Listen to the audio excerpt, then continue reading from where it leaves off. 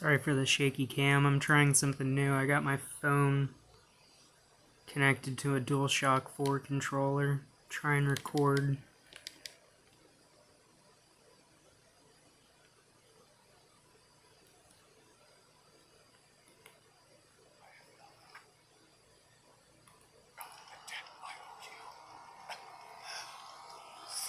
So like I said in the comments, it's not really a stability issue.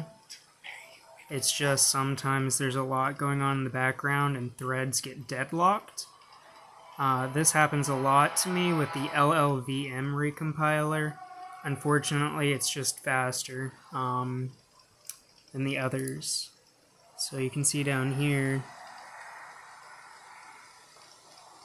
sometimes that happens too, where the basically just dies. Vulkan timed out. So that's going to happen a lot.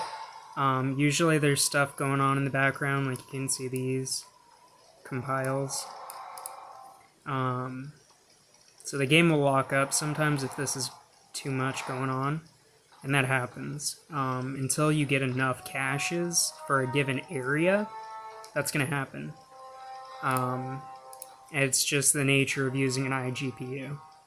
If this was being run off of, an actual graphics card, it might not be this bad. And I actually do have an eGPU. I'm going to be trying with this to kind of show you guys the difference.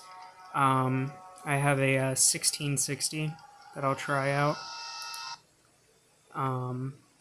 So yeah, when that happens, you might even get a hard crash for the whole emulator. Yep, like that. As you can see there, the thread has probably been deadlocked. And I can actually show you what's happening here. So if we go to the details, analyze weight chain, it's not this one. So we got a couple things going on here.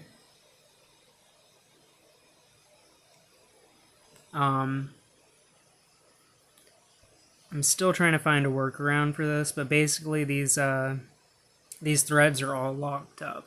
There's not much you can do about it, other than let the emulator crash and restart it, because we can actually just go through and end one at a time and see what happens, but usually it just closes the emulator. There isn't much else you can do. So it's just going to crash. And I don't know why it shows there being two. Because the Vulkan backend had already crashed. But I did update to the latest beta driver. Intel did just release one. I believe it was on the 17th. I usually get the betas when they release. Yeah, so you can see we'll load back into it. And you'll probably have to play through the last little bit of the game, depending on where the autosave was. Sorry for my crappy cinematography.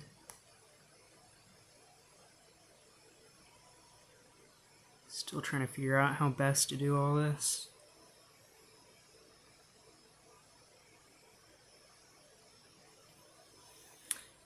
Unfortunately, you can't really use a screen recorder, at least not without an eGPU connected, or you're not going to have good performance with something like this.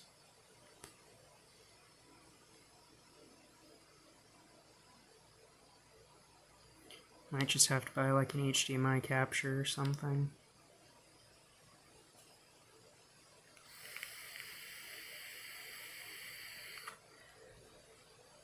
Now, if you can see, I actually have less shaders than I did before. I was messing around with settings trying to get more performance. And I don't know if it's just me, but if you switch compilers, so you go from LLVM to the other one, in the bottom two of those, it seems to corrupt my shaders, because if I go back to LLVM, I get terrible stability. And that's something I'm going to talk about in the Dante's Inferno video, which I'll be releasing later today as well. I'm going to try and do like 1 or 2 of these videos a week at least. It'll probably be on Wednesdays and Thursdays or Tuesday nights like today. But I'll try to figure out a way to get it a little clearer. Figure out some other solution, but right now the best I could come up with is actually just putting my phone on the PS4 controller. You can see the little light bar. Kratos' eye there.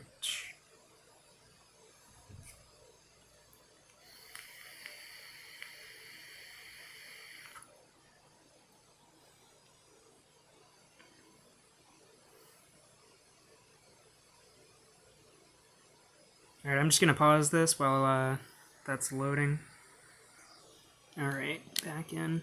So, something I did want to mention, in the comments, I mentioned that I'm using the Max TDP.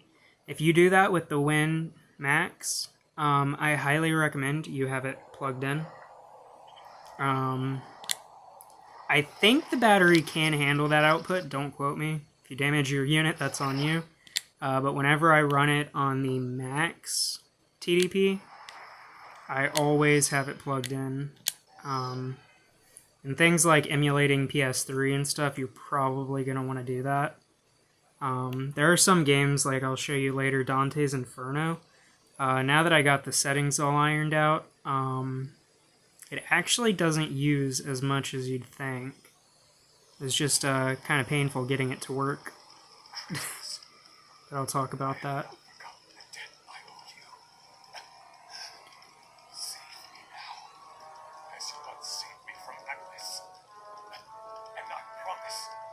So, yep, as you can see, now that we got past that crash, it should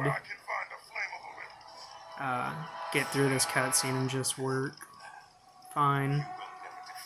But with Hades, I actually had to restart a couple times during the boss fight. In particular, when you get to the point where you have to pound circle to pull off some of his skin. The first time I did that, the emulator had a hard crash, and I couldn't recover.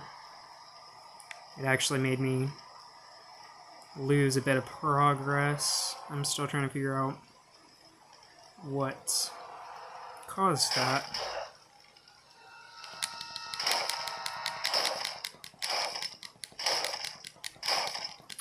But it seems like the Intel drivers don't want to work with LLVM perfectly. The other compiler works pretty well with Intel, but there's some issues with audio in that compiler. This game, God of War 3, as well as Dante's Inferno, had really bad audio issues. I adjusted the settings in here to actually 75% resolution scale. It works pretty well with 95 after you've compiled a lot of the shaders. It seems to be okay. God, I love the goriness of this game. It's just the best. Something sorely missing from the 4th game. Just the sheer violence. It's so beautiful. As you can see here, during certain cutscenes, even with stuff being rendered real-time, we get pretty good performance. It's usually not a solid 60 like it is right now. That's pretty uncommon, but usually I'll get 40, 45, sometimes even into 50s.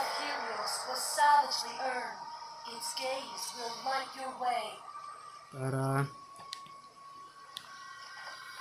can't remember if there's something up here and I can't see. That's one of the most frustrating things, is waiting for textures to come in. Like I said, when it's compiling shaders down here, I wouldn't try to do too much. I would stay in the area you're at, you can walk around or whatever. But until all these textures come in, it's going to be a living hell trying to do anything. So, obviously it's not the ideal way to play, but keep in mind you're getting God of War 3 portably. Unless you want to shell out for a Win 3 after just buying a Win Max not too long ago. You know.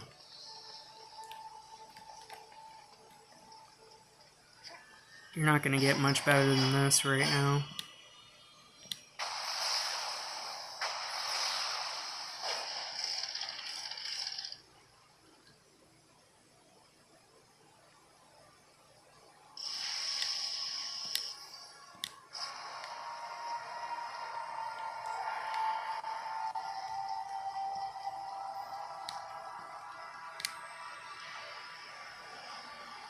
Let's see if we can make the game crash again.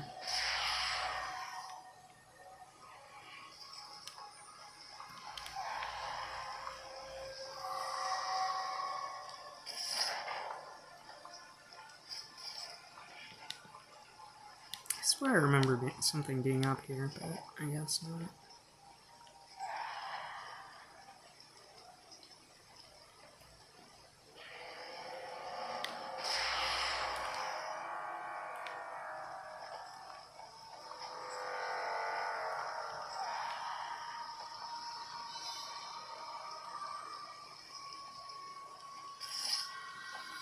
Ugh.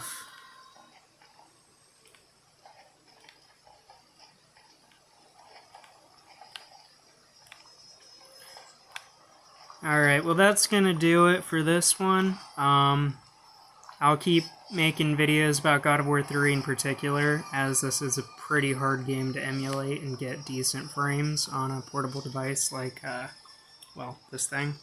So I'll keep messing around with it. Trying different settings, seeing if I can get it to run better. But honestly, right now, this is probably the best you're going to expect from the Win Max. Might get better drivers. I wouldn't hold your breath. Now that Intel's got its XE platform out, I don't anticipate they'll be adding too much more to the Iris line. All I'm hoping for is some more Vulkan runtime improvements and things of that nature, because there's quite a lot Intel hasn't added in its Vulkan support yet. But honestly, that's, I think, the best we can hope for. So yeah, that'll do it for this. Like I said, I'm going to try and get some more videos out. I should have one for Dante's Inferno done here shortly. I just want to make sure it's stable. But yeah, thanks for watching. Make sure to leave some comments if you have more questions. I try to be active and answer as quickly as I can. I know it's a frustrating thing, especially with the PS3 emulator. There's not a lot of help out there for Win owners. And you can always reach out to the devs with error reports. They're really good at getting back to you if you submit it the right way.